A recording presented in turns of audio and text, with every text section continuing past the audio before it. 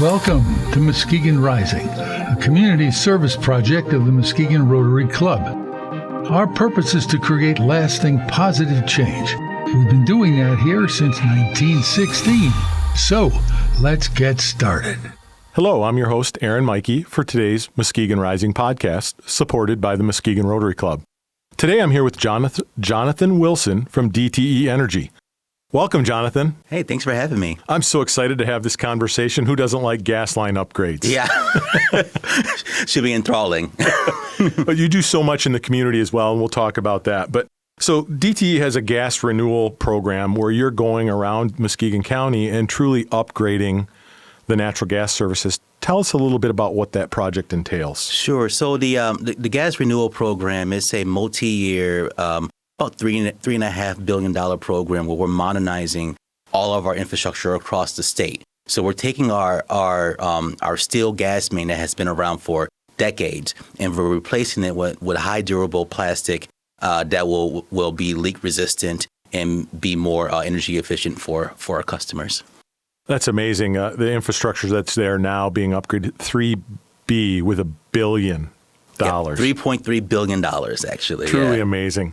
So talk a little bit about the safety around the plastic, the yellow plastic tubes that we see spooled up all around, and then how that helps with reliability of your system as well. Yeah, definitely. So in Muskegon this year, we're actually doing about 8 miles of gas main renewal in different parts of the city, and we're also taking about 800 services and upgrading them and taking 230 meters from the inside of properties to the outside. And that's a safety issue for us as well, because we want to make sure that that our technicians have access to the meters if they ever need to be shut off. So we can isolate any potential leakages and resolve those quickly, and we don't have to burden the customer by going onto their property.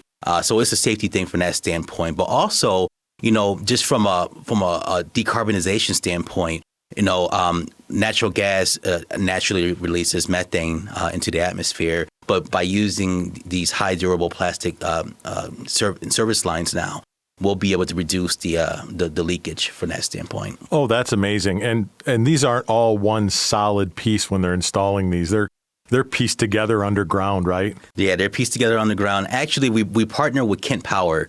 They're our contractor that we use to do this, and we go underground and we use mist dig to make sure that we're not interfering or hitting any other infrastructure underground. We work with the cities and counties to make sure we're not hitting any sewer main and things like that as well. So we safety is of the utmost importance to us, and we want to make sure that what we're doing in a safe way for the long term.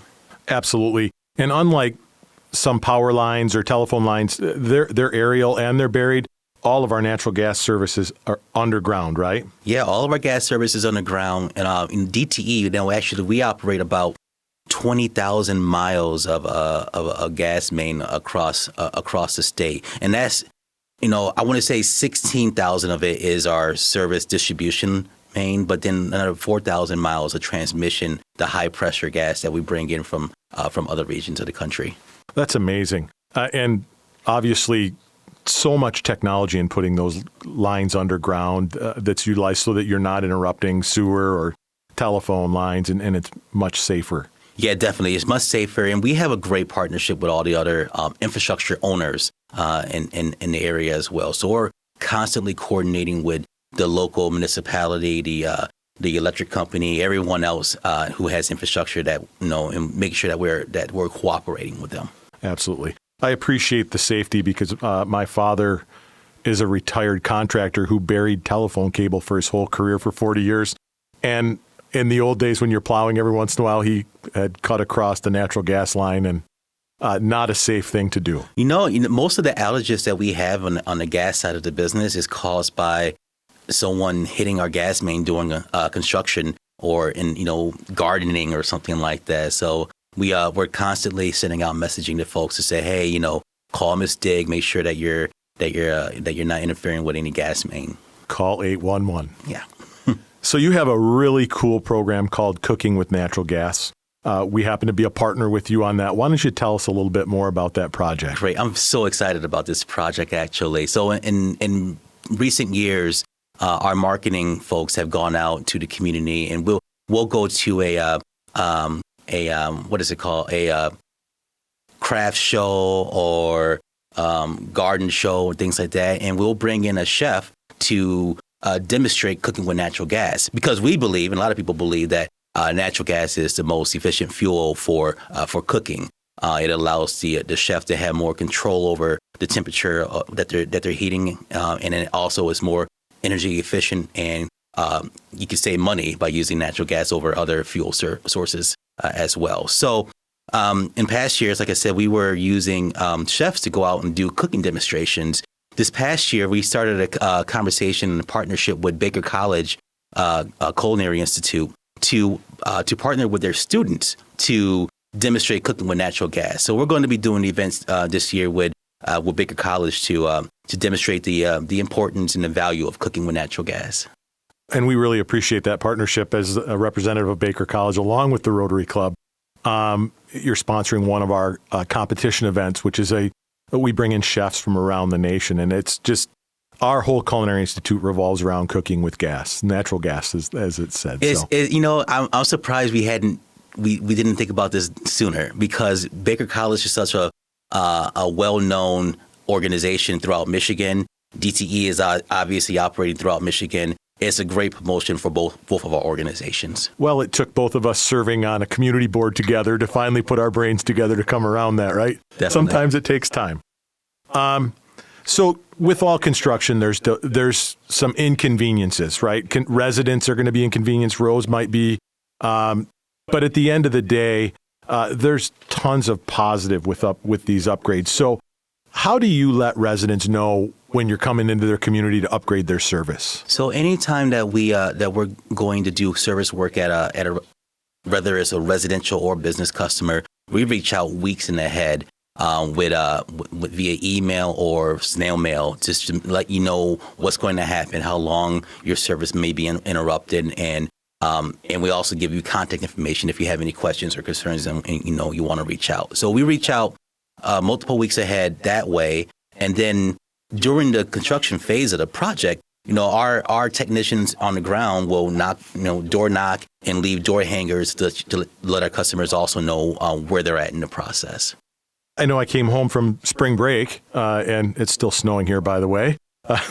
Not a happy reunion, but I had marker flags and paint in my front yard. Immediately, I thought, okay, what are they upgrading natural gas or what's going on? So I would think residents, when they see the people who mark, I don't know what their titles are, but mark the lines that are in your front yard, that's another key indicator to check with your utility providers. Yep. To check and see what's going on. Definitely. So the gas flag I believe is yellow now, and those are stakers. They go out there and they mark where the natural gas line is, so that the contractors can come in and do their work safely. Right. So we also have a website, our Gas Renewal Program website, where our customers can go and find out where we're doing work in your area throughout the year, and what part of the process we are in with that project. Well, you just took my next question. That's awesome. Appreciate that. What's the long-term vision for DTE with natural gas in Muskegon County and around the state of Michigan? Yeah. So our goal is to continue to provide safe, reliable, and affordable fuel and energy for our business and residential customers, and we're going to continue doing that for the long term. Over 100 years, right? Definitely. Mm-hmm. Last year, we actually just celebrated our gas company celebrated our 175-year anniversary. Oh, my goodness. Congratulations. Thank you. Beyond cooking, we talked about cooking with natural gas. What are other ways that natural gas can be used efficiently in and outside of homes and businesses? Yeah, well, obviously cooking, but you can also heat your homes. You can heat your tubs and pools and hot tubs. And cooking, and I mean, there's a number of different uses for it. Awesome. I like it when my furnace turns on today when It's snowing. Mm-hmm. If residents want to do upgrades to their appliances, maybe somebody has an electric appliance or they have a really old natural gas stove or furnace, what are some of the programs that DTE offers for those upgrades? Sure. So we do have a website where you can find out more about the details of these rebates and services, but we offer rebates when when a customer is going to switch over a fuel source and use energy efficient appliances. So we offer rebates from a variety of different sources. So it probably depends on how much you're spending and what you're upgrading. But DTE doesn't just want to provide volumes in natural gas. You want to do it efficiently and effectively as well. So that's why you provide those rebates. Yeah, it seems counterintuitive, right? Because we're actively trying to get you to use less energy, and that's because we recognize the issues with climate change and the issues with methane and greenhouse gas emissions. We want to make sure that we're reducing that as much as possible, which is why we have programs like that to make sure that our customers are being as energy efficient as possible and using less energy. So you mentioned the Culinary Institute of Michigan. We have actually two partnerships with DTE, and we're doing a carbon offset for our emissions as well. And so could you talk a little bit about that program and how that helps businesses help meet sustainability metrics? Definitely. This is another one of my favorite programs that we have available. So a few years ago, DTE Electric and DTE Gas made a commitment to be net zero carbon emissions by 2050. And we're doing this in a variety of ways, from investing in renewable energy to energy efficiency with our customers. But on the gas side, obviously one of the things that we're doing is the Gas Renewal Program, which I already talked about. But the other thing that we're doing is we're reducing our carbon emissions upstream and downstream. And the way we're doing that is we're partnering with our contractors and the folks who we purchase natural gas from to make sure it's reliably sourced from people who are also reducing their emissions. And then going down the pipeline, when it comes to our customers, we have a program called Natural Gas Balance, where our customers can offset the use of their natural gas and allocate it to renewable sources. And we're doing this through carbon offsets and renewable natural gas sources. So the carbon offsets piece is preserving hundreds of thousands of acres of land, forests in the UP and northern part of Michigan. And then on the renewable gas side, we have two main projects in Michigan. We have a landfill gas project in Canton where we're capturing the methane, cleaning it up and putting it into our system. And then in Grand Rapids, we have a great partnership where the city has 3 digesters at the wastewater treatment plant. And we're purchasing that natural gas, using a portion of it for our fuel, for our vehicles. And then we're using another portion for this natural gas balance program. So for a small monthly subscription fee, our customers can allocate 25% up to 100% of their natural gas to renewable sources. It's a really cool program, and you can choose your amount of sustainability that you want to enter into, right? It can be 50, 25, 50, or 100%, and you can pick each program. Definitely. It's customized, which is great. It's great for our business and larger customers, because on the residential side, it's based off the average usage of natural gas for an average size home. But for a larger company like Baker College or a municipality, we can customize it for whatever your usage may be. I always say you don't have to believe in global warming. You don't have to believe in things are getting more severe and that everything is being ramped up. But at the end of the day, these types of programs make it better for the future, right? We're not polluting as much.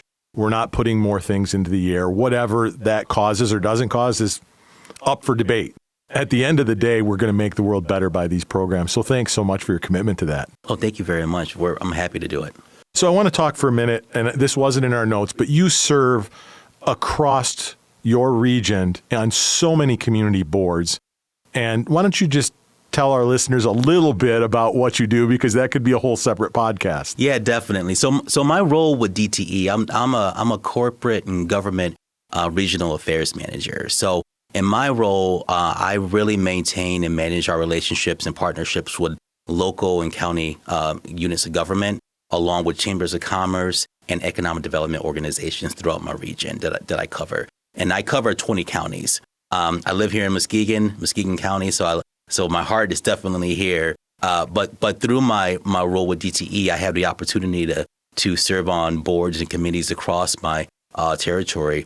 I'm on the Muskegon Lakeshore Chamber of Commerce Board, the Greater Muskegon Economic Development Board, the Muskegon Museum of Art Board, several other boards as well that I don't want to not name them, but I'm on a lot of them right now. And it's a pleasure to serve on these boards because I get to connect those organizations to resources that can help them grow. And that's what I really love to do.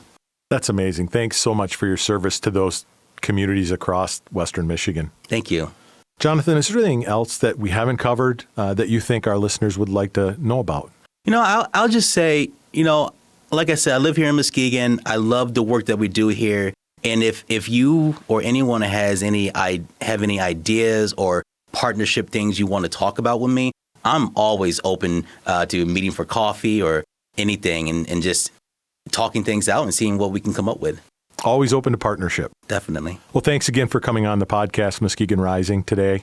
Really appreciate your time and appreciate your partnership in the community. I've had the pleasure of serving with you on a couple different boards. Thank you very much. It's my pleasure. Thank you for listening to Muskegon Rising, a podcast supported by the Muskegon Rotary Club. If you think someone is doing something amazing in our community, please email us at muskegonrising@muskegonrotary.org. Thank you.